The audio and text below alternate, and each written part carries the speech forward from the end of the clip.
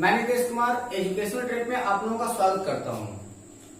आज का topic start करने से पहले मैं आपसे चाहता हूं कि आप सभी लोग सबसे पहला काम करें, वीडियो को रोकें और अपना रफ और पेन लेकर के बैठें। आज आप लोग तैयार रहें सारा का सारा डाटा नोट करने के लिए फसलों से संबंधित। आई थिंक आपके पास आ गया होगा। शुरू करते हैं हम लोग। सबसे पहले है कि अलग अलग फसलों में राज्यों का क्रम। कल के डेट में हमने फसलों के बारे में जितना भी कुछ इंपॉर्टेंट फैक्ट था वो आपको मैंने बता दिया था। आज आपको सिर्फ डाटा ही देना रह गया था। तो राज्यों का क्रम देखते हैं। तो चावल के उत्पादन में सबसे पहला स्थान रखता है पश्चिम बंगाल, दूसरा है आंध्र प्रदेश, तीसरा है उत्तर प्रदेश। और हमारे भारत में जितना चावल का उत्पादन होता है उस चावल का लगभग 14.32% जो होता है वो पश्चिम बंगाल में उत्पादित होता है। इसके पश्चात गेहूं, इसका सबसे अधिक उत्पादन कौन करता है? उत्तर प्रदेश करता है और कुल गेहूं की फसल का वह प्रतिशत होता है 30.85%। दूसरे नंबर पर है आपका पंजाब और इसके बाद है आपका हरियाणा। यह जो आपका पंजाब है वह प्रति हेक्टेयर के दृष्टि से पहले स्थान पर है, यानी कि कुल मात्रा सबसे ज्यादा उत्तर प्रदेश में है और हेक्टेयर के दृष्टि से सबसे ज्यादा कहां पर है? आपके पंजाब में है गेहूं का उत्पादन। बाजरे के उत्पादन में राजस्थान पहले नंबर पर है और वो कुल उत्पादन का लगभग 42.33% देता है। दूसरे नंबर पर उत्तर प्रदेश है और तीसरे नंबर पर आपका गुजरात है। इसके बाद मक्का में आपका आंध्र प्रदेश है जो कुल उत्पादन का लगभग 20.07% देता है। दूसरे नंबर पर कर्नाटक, तीसरे नंबर पर आपका राजस्थान है। इसके बाद बात आती है चना की। चना का सबसे अधिक उत्पादन होता है मध्य प्रदेश में जो कि कुल उत्पादन का लगभग 30.06% होता है। दूसरे नंबर पर है आपका महाराष्ट्र और इसके बाद है आपका आंध्र प्रदेश। इसके बाद है आपका अरहर। अरहर का सबसे अधिक उत्पादन कहां पर होता है? महाराष्ट्र में, जो कि कुल उत्पादन का लगभग 35.06% है। दूसरे स्थान पर है आपका कर्नाटक और उसके बाद है आपका तीसरे स्थान पर उत्तर प्रदेश। इसके बाद है आपका मसूर। मसूर का सबसे अधिक उत्पादन होता है उत्तर प्रदेश में, जो कि कुल फसल उत्पादन का लगभग 45.68% होता है। दूसरे स्थान पर आपका मध्य प्रदेश, तीसरे पर आपका बिहार है। इसके पश्चात है मूंगफली। मूंगफली का सबसे अधिक उत्पादन गुजरात में होता है जो कि कुल फसल का 52.08% होता है। दूसरे स्थान पर आपका आंध्र प्रदेश, तीसरे स्थान पर आपका तमिलनाडु है। ठीक है। इसके बाद है आपका सरसों। सरसों का सबसे अधिक उत्पादन राजस्थान में होता है जो कुल फसल का 46.81% है। दूसरे स्थान पर उत्तर प्रदेश और तीसरे स्थान पर आपका हरियाणा है। इसके पश्चात है आपका सोयाबीन और सोयाबीन का सबसे अधिक उत्पादन होता है मध्य प्रदेश में जो कि कुल फसल का लगभग 44.10% होता है। और दूसरे नंबर पर है आपका महाराष्ट्र और तीसरे नंबर पर है आपका राजस्थान। ठीक है। जो मैं आपको बार बार कुल फसल बोल रहा हूं तो पूरे भारत की फसल आप लोग नहीं समझ लेंगे। कुल फसल का मतलब कुल सोयाबीन की फसल का। ठीक है। इसके बाद है आपका सूरजमुखी। सूरजमुखी का सबसे अधिक उत्पादन कहां होता है? कर्नाटक में होता है, जो सूरजमुखी की कुल फसल का 44.67% होता है। दूसरे स्थान पर है आपका आंध्र प्रदेश और तीसरे स्थान पर है आपका महाराष्ट्र। कपास की खेती की बात करें तो कपास का सबसे अधिक उत्पादन कहां है? आपके गुजरात में है, जो कुल फसल का 30.48% है। दूसरे स्थान पर आपका महाराष्ट्र, तीसरे स्थान पर आपका तमिलनाडु है। अगर हम जूट की फसल की बात करें तो जूट की फसल में पहला स्थान रखता है पश्चिम बंगाल और सबसे ज्यादा जूट का उत्पादन पश्चिम बंगाल में ही होता है, जो कि कुल फसल का 74.19% उत्तर है। दूसरे स्थान पर आपका बिहार है और तीसरे पर आपका आ जाता है असम। आलू उत्पादन की दृष्टि से उत्तर प्रदेश का पहला स्थान है जो कि कुल फसल का 41.77% उत्पादित करता है। दूसरे स्थान पर है आपका पश्चिम बंगाल और तीसरे पर है आपका बिहार। प्याज की फसल की बात करें तो प्याज की फसल का सबसे अधिक उत्पादक महाराष्ट्र है। महाराष्ट्र में प्याज की खेती जो होती है वो जुलाई के महीने में प्रारंभ होती है।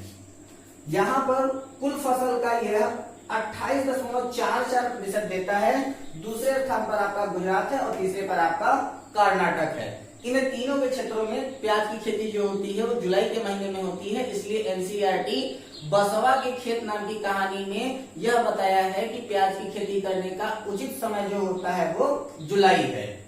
अगला, गन्ना की फसल का सबसे अधिक उत्पादन जो होता है वो आपके उत्तर प्रदेश में होता है, जो कि कुल फसल का 38.56% है। दूसरे स्थान पर आपका महाराष्ट्र और तीसरे स्थान पर आपका तमिलनाडु है। ठीक है, तो आप लोग इसका सबसे पहले स्क्रीनशॉट ले लें और ये पूरा का पूरा डाटा तैयार कर लें। यह आपके पीसीएस तक के एग्जामिनेशन में पूछे जाने वाले प्रश्न हैं क्रम के अनुसार।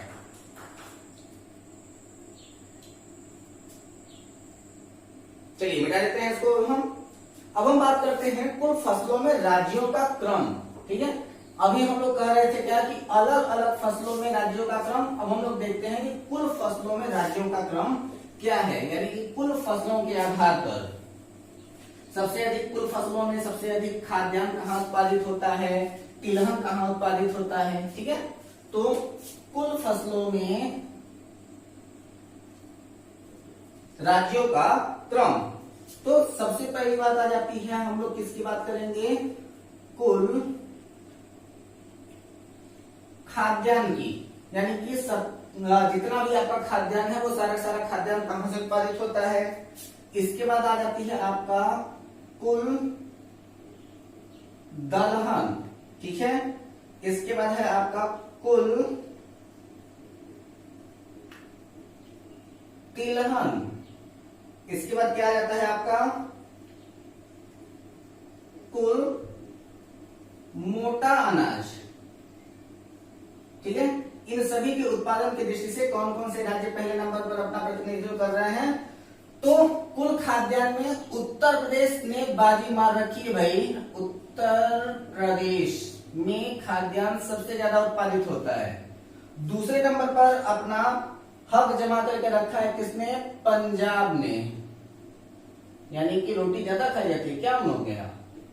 तो पहले नंबर पर आपका उत्तर प्रदेश, दूसरे नंबर पर आपका पंजाब और तीसरे नंबर पर जिसने अपना हक रखा है वो है आपका आंध्र प्रदेश। और हमारे भारत में जितना भी खाद्यान्न का उत्पादन होता है उनमें से 19.9% यानी कि लगभग 20% खाद्यान्न का प्रतिनिधित्व कौन करता है, उत्तर प्रदेश करता है। ठीक है, इसके पश्चात जब दलहन की बात आती है तो सबसे ज्यादा दलहन का उत्पादन कराता है कौन, मध्य प्रदेश। और दूसरे नंबर पर अपना स्थान सुरक्षित रखा है महाराष्ट्र ने। और तीसरे नंबर पर अगर हम बात करें तो वहां पर भी आंध्र प्रदेश ने अपने आप को बरकरार रख दिया है। ठीक है, चलिए इसके पश्चात जब हम अगर इसके प्रतिनिधित्व की बात करें तो यह आपके कुल दलहन के प्रतिनिधित्व का लगभग 26.71% ये जो है वो आपका प्रतिनिधित्व करता है। एक छोटा सा क्वेश्चन आप लोगों के दिमाग में जरूर डाउट क्रिएट करेगा कि यहाँ पर जो आपका आंध्र प्रदेश है वह क्या आंध्र प्रदेश सही उत्तर है। तो वर्तमान समय के लिए आंध्र प्रदेश आपका बिल्कुल सही उत्तर है। ऐसा क्यों, क्योंकि आपको तो लग रहा होगा कि आंध्र प्रदेश से तेलंगाना अलग हो गया, यानी कि इसके उत्पादन की क्षमता जो है वो कम हो जाएगी। लेकिन अगले 10 सालों तक यानी कि सन 2014 में ये अलग हुए और 10 सालों तक इनकी संयुक्त राजधानी है। और इनकी संयुक्त राजधानी क्या है, आपकी हैदराबाद है। अब हैदराबाद जब इनकी संयुक्त राजधानी है तो अभी फसलों का प्रतिनिधित्व इनका संयुक्त प्रतिनिधित्व माना जाएगा। सिर्फ और सिर्फ आपका पंजाब और हरियाणा ही ऐसे हैं जिनका एक राजधानी होने के बावजूद भी प्रतिनिधित्व उनका अलग अलग माना जाता है। ऐसा इसलिए क्योंकि जो चंडीगढ़ है वह प्रेजेंट टाइम में यूटी है, यानी कि यूनियन टेरिटरीज है, और वहां का जो प्रशासक होता है उसे कमिश्नर कहा जाता है। ठीक है, लेकिन यहाँ पर अभी ये जो आपका आंध्र प्रदेश का डाटा है वो सही माना जाएगा, क्योंकि अगले 10 साल के बाद आंध्र प्रदेश की जो राजधानी होगी वह बदल करके अमरावती हो जाएगी और तेलंगाना की राजधानी हैदराबाद हो जाएगी। यानी कि हैदराबाद आपका यूटी नहीं है, इसलिए ये दोनों के दोनों अपने आप को सही डाटा बताएंगे। ठीक है, चलिए अगला।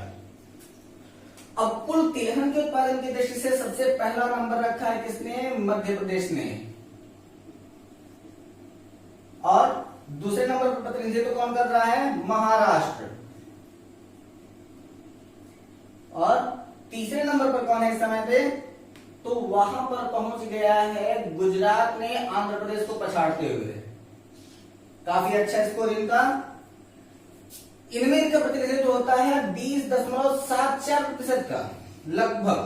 ठीक है, अगला है आपका मोटा अनाज, और उस मोटा अनाज में सबसे पहला स्थान रखता है आपका महाराष्ट्र।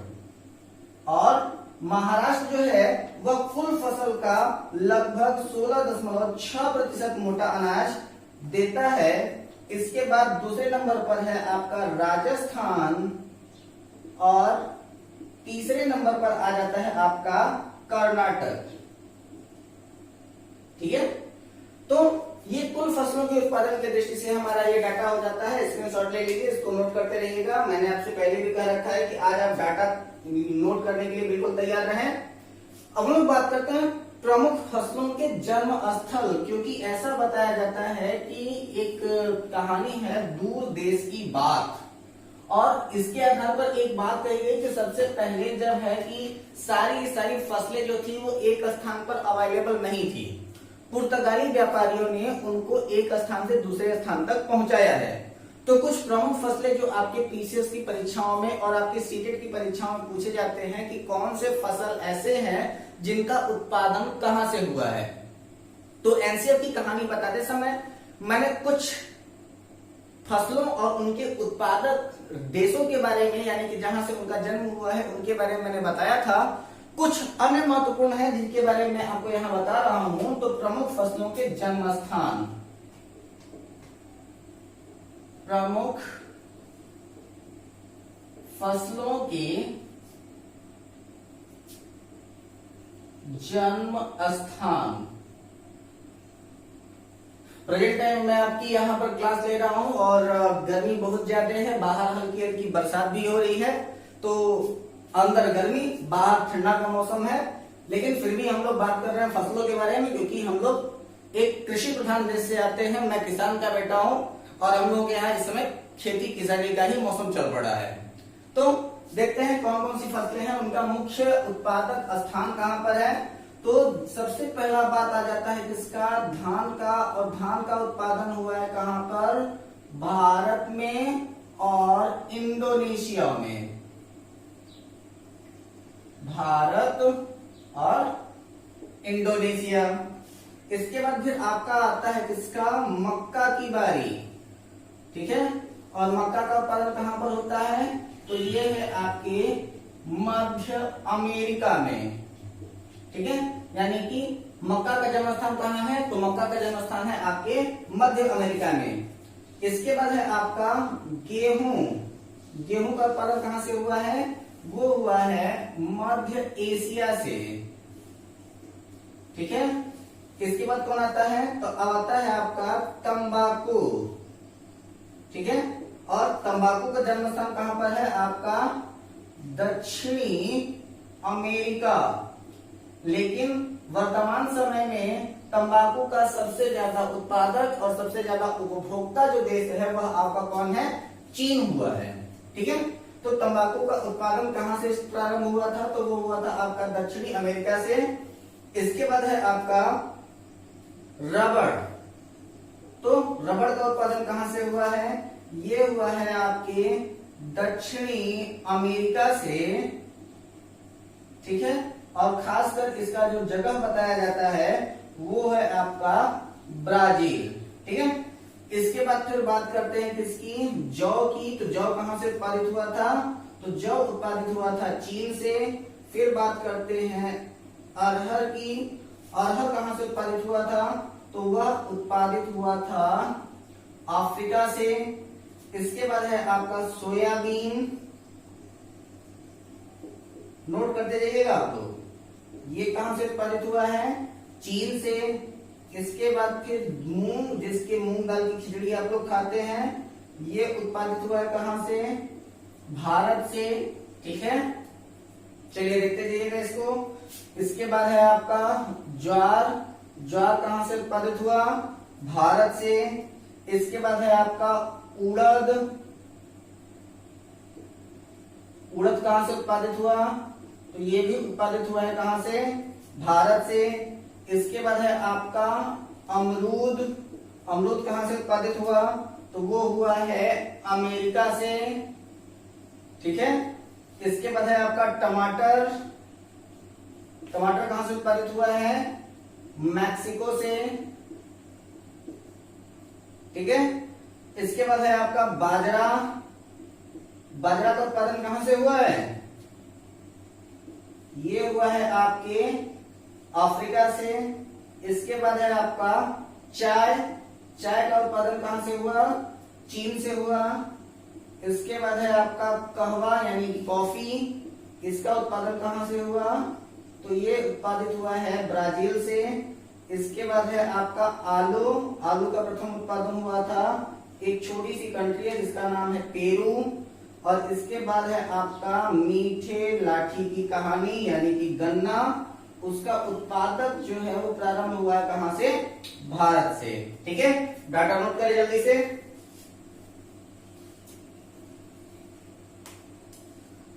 चलिए अब हम बात करते हैं विश्व की प्रथम जो प्रमुख स्थानांतरणशील खेती है, या फिर जिसको हम लोग उत्तर पूर्वी भारत में झूम खेती के भी नाम से जानते हैं। तो विश्व के कुछ प्रमुख देशों में उस झूम खेती को हम लोग क्या कहते हैं?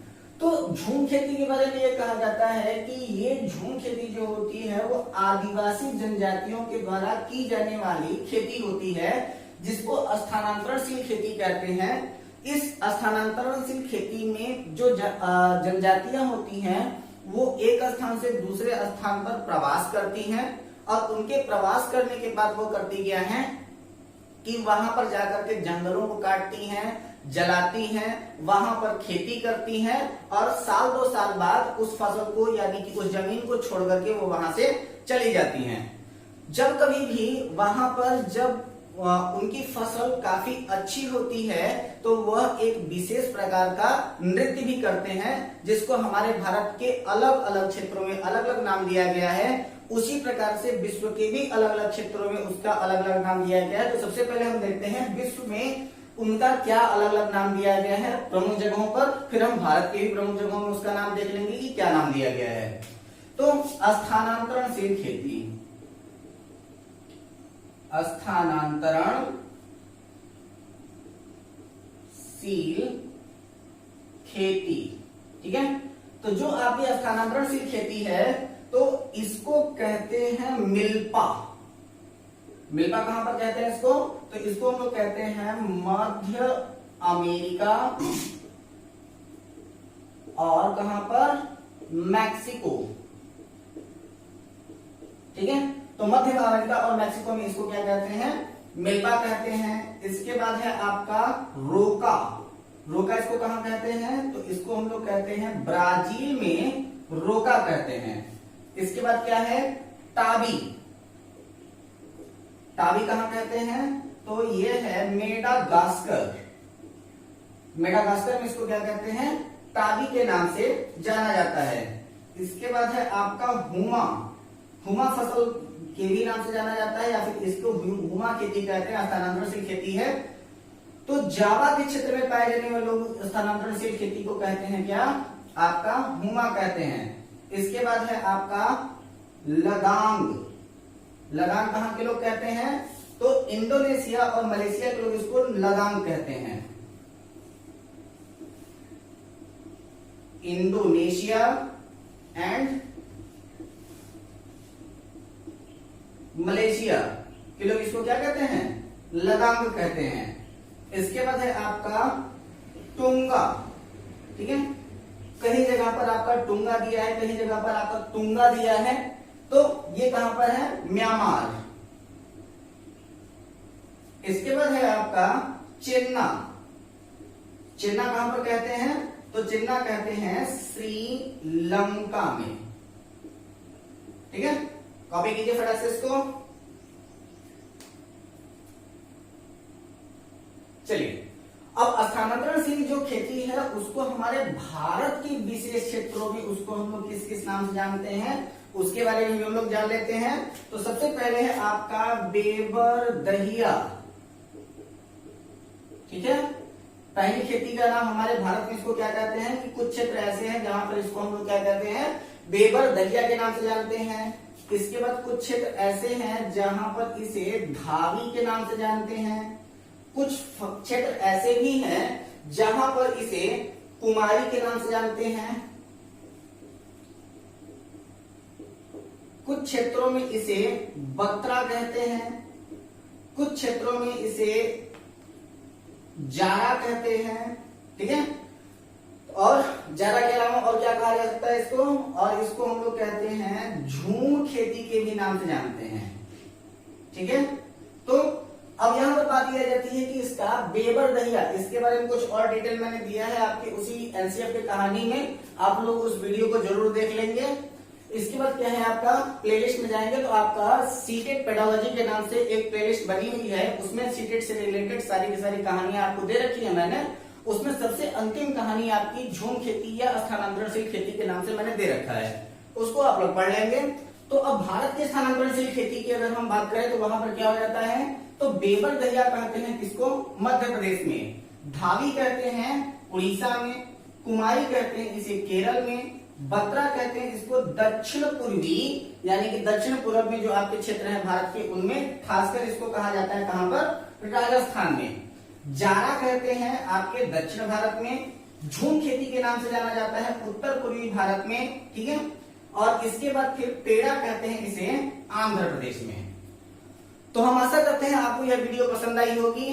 ये सारे डाटा आपके विभिन्न प्रतियोगी परीक्षाओं खासकर पीसीएस में, सुपर टेट में, टेट में, एसएसटी में यह सारे प्रश्न कई बार पूछे भी गए हैं, बार बार पूछे भी जाते हैं। तो आप लोगों को यदि हमारी यह वीडियो पसंद आई हो तो इस वीडियो को सबसे पहले लाइक करें, इसके बाद अपनी राय हमारे कमेंट बॉक्स में दें। यदि आप हमारे इस चैनल पर नए हैं तो इस चैनल को सब्सक्राइब करें तथा बेल आइकन जरूर दबाएं। साथ ही साथ इस वीडियो को ज्यादा से ज्यादा लोगों को शेयर करें। अपना ख्याल रखें, हंसते रहें, मुस्कुराते रहें। मिलेंगे हम आपसे फिर से अपने अगले वीडियो में, तब तक के लिए नमस्कार।